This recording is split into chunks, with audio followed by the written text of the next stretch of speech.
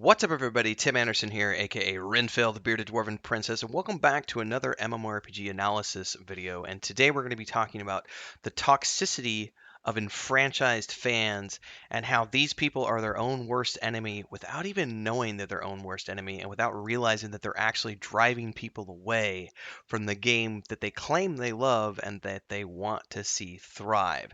There's some really interesting sort of mental stuff going on here. And there's a recent video that came out from Josh Strife Hayes, which I think it's called "The Truth About MMO Content Creators." But there's a lot of great information in the video. But in particular, he has a section of this video that talks about the toxicity of enfranchised fans and how these are the types of people who can't take any critique whatsoever about their favorite game because they've become so entrenched in it that they view any critiques as a personal attack, and therefore they're going to react negatively to that. But let's just listen to the way he phrases it because he has a pretty good way. It is, we're going to listen to about a minute of this real quick, so bear with me here. All credit, by the way, to Josh Strife Hayes. I'm going to have a link to the video down below. I would highly urge you to go watch this in its entirety. It is about an hour and 45 minutes long. It is one of the best videos I've seen in like the last few years on MMORPG content creation. So if you're someone like me who is an up and coming content creator, this can have a lot of good nuggets in there for you. So without further ado, let's dive into what he had to say. The real danger with extreme fans is when that game becomes more than a game to them. It becomes a character trait, a lifestyle, or in extreme cases, a lifeline. That's very important. In extreme cases, a lifeline. Some people will go so deep that they become this persona within the game, and that it kind of blurs the lines between real life and the game life because they've taken on this other identity, and this is where we get into the interesting stuff. MMOs are designed to be able to exploit addictive personalities, and in some cases, players with antisocial personalities or social issues in real life will retreat into the MMO world, and the MMO world can become more real to them than reality. Now, that's an extreme case, of course. We're dealing with, there are all types of different people who play MMORPGs. Most of us can distinguish between the game world and the real world, but there are some people I can think back. Strangely enough, I did know a guy back when we used to play EverQuest back many, many years ago. We played with him. He used to play a lot. We played with him for a couple of years, and then one day he just disappeared, and we had no idea what had happened to him. And basically, he was playing so much that he was kicked out of college and his girlfriend left him and he lost his apartment and he ended up going into full on rehab. He had to like go to a rehab facility to get over MMORPG addiction because it was for him it was like alcohol addiction or something else. So that's a very real thing. But the next part is really what I wanted to focus on here for the rest of what we're going to be discussing in this video. Meaning any critique or review of their MMO is seen as a personal attack against them. Now, all hobbies have the toxic extremists within them, but the MMO genre is uniquely designed to be played for thousands of hours and to give you a second reality to immerse yourself in. Very, very important across here, but the most important thing to focus on right now for the purpose of this video is how when people become so entrenched into whatever game they're playing, they can no longer distinguish a critique against that game as what it really is, which is nothing more than an honest critique. They then take those critiques as personal attacks. And this is where we get into I'm sorry, I'm laughing because I got Lucas behind me just completely passed out on the bed. He's so wiped out from last night. Anyway, you often see players who will complain that, oh, my game doesn't have enough people. Why isn't my game loved enough? I wish more people would play my game. And a lot of the times you'll see that these people are, on one hand, complaining, but at the same time, if you start to look at new people coming into the game, these new people have concerns, critiques, questions, etc. And the enfranchised fans very often will not accept any sort of viewpoint that's different from their own. So if the person coming in has a critique about, man, this leveling system is whack, I don't like this, that, or the other, they'll immediately attack that person.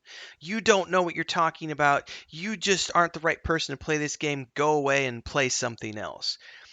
What's interesting to me here is that it's not just games that are already out. We also see this around pre-order communities.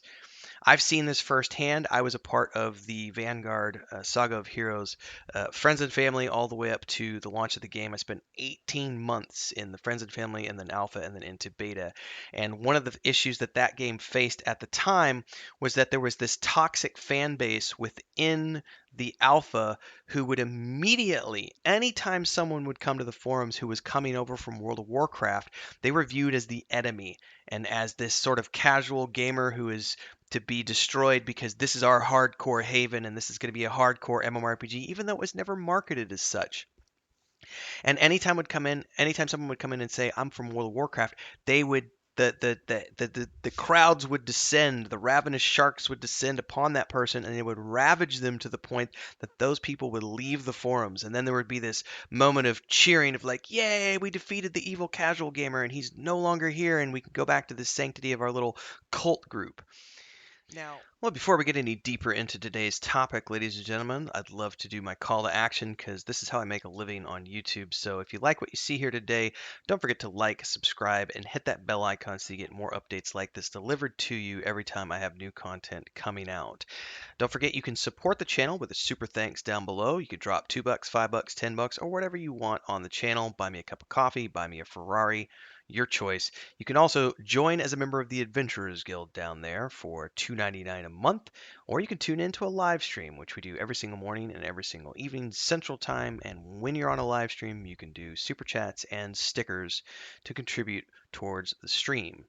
And above and beyond that, if you like game development, fantasy, and tabletop stuff, you can always go to the Patreon page for our World of the Weave in the Void. It's patreon.com/wandering hermits, and it's where my brother, my wife, and I are building that world, and it is a 5th edition tabletop setting, which we stream every Monday night with myself, Nathan Napalm, Bounty Code Sparrow, Skinny, my brother, my wife, of course. And there's also a point-and-click adventure game. You can download that from the Patreon page. You can also read the chapters of the book as the first novel is unfolding.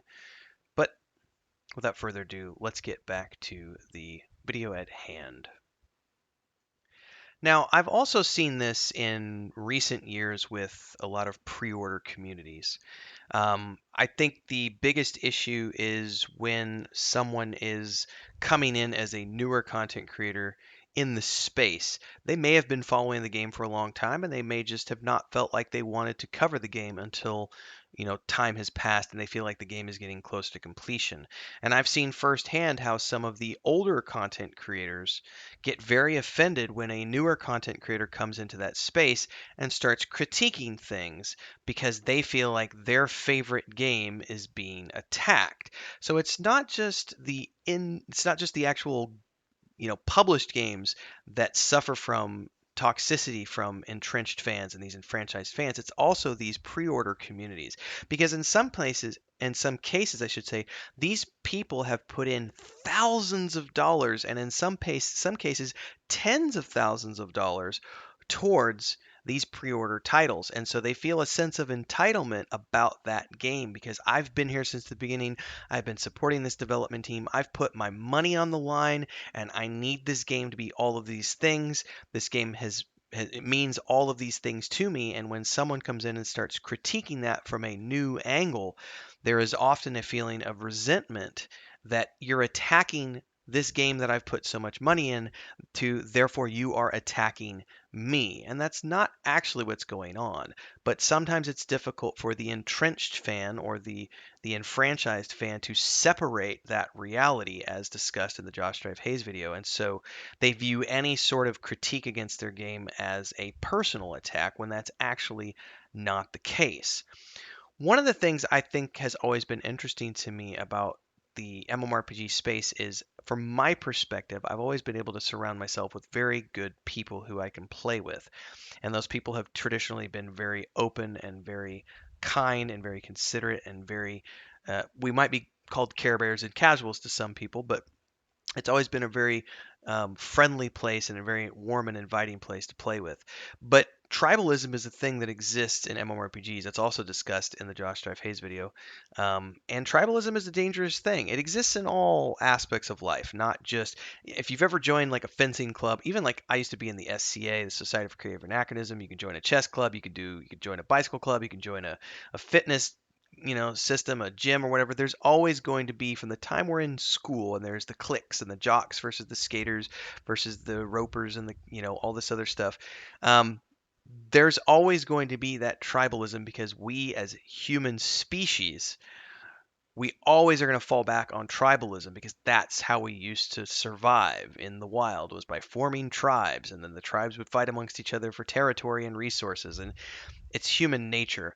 But I think that in the case of MMORPGs, it's something that makes it very difficult for newcomers to come into the game, either as a content creator or just as someone looking to come in and enjoy the game. Because if you have any sort of honest critique about it, and you probably will, because every game out there is going to appeal to certain people in a different way, it's very unfortunate when you can't express those critiques in a manner that is worthy of discussion, because rather than wanting to discuss, the enfranchised or the entrenched fan will just immediately see it as a personal attack and just rah, you're attacking my baby, and how dare you? You must be confused about the issue. You just don't understand this game. You haven't been around long enough. You need to spend more time. You need to spend thousands of dollars like I do. So, if we can take a step back for a minute, one of the things I really liked about the Josh Drive Hayes video was saying that one of the tricky parts of being a content creator around MMORPGs is you're gonna have to deal with that fan. At some point down the line, no matter what game you're covering, whether it's an in development game or a released game, you're going to deal with enfranchised fans who are going to be upset about the game that you're reviewing, or the thing that you're discussing, or the thing that you're critiquing, because it's their baby and their passion, and they're in it. They're in it to win it.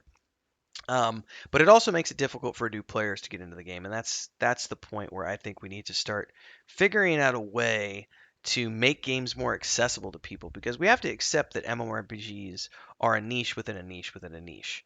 MMORPGs do not pull the same amount of numbers as Call of Duty, Fortnite, so on and so forth. And if we want more people playing these games, and we want more people to enjoy the things that we love, which are MMORPGs, then we need to create a more inviting space where we can accept other people's viewpoints as valid, other people's opinions as valid, and not tell them that they're wrong or that they're confused about the issue, but rather say, that's interesting. I welcome your point of view. And while you're here, feel free to discuss that. Here's the things I really love about the game. Maybe you'll like these things too. Here's the things my buddy likes. Here's the things that my wife likes. Here's the things that my brother likes. Here's a bunch of stuff, and here's a bunch of resources. Have fun, man. Like, here's a group. Let's do this. Let's help this new person, as opposed to attacking them for having a different point of view. I have a dream, ladies and gentlemen. I don't know if you also share that dream, but I would love to see a return to the days when MMORPGs were so new and so exciting that we were all so like starry-eyed that rather than being jaded and critical of everything, we were able to just enjoy games together as a community. I love that thought, and I hope we can get there at some point once again in the future. Love to hear your thoughts. Drop your comments down below. See you in the next video, everybody.